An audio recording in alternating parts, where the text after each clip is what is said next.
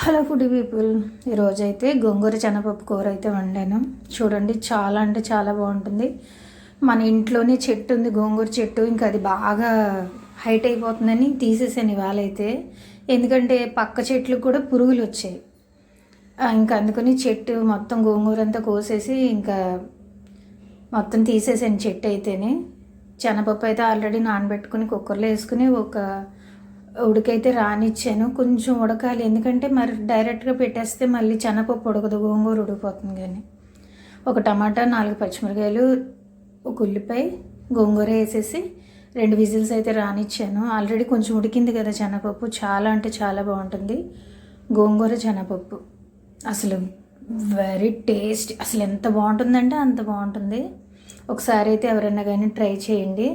తాలింపులు అయితే మామూలు మనం పప్పు తాలింపు వేసుకున్నట్టే వెల్లుల్లిపాయ, జీలకర్ర, ఆవాలు, కరివేపాకు, ఎండుమిరకాయలు వేసుకుని అయితే తాలింపు వేసుకోవచ్చు. నెయ్యితో అయితే ఇంకా బాగుంటుంది. గోంగూర వేసినప్పుడు కొంచెం నెయ్యితో వేసుకుంటే చాలా టేస్ట్గా ఉంటుంది గోంగూర శనగపప్పు.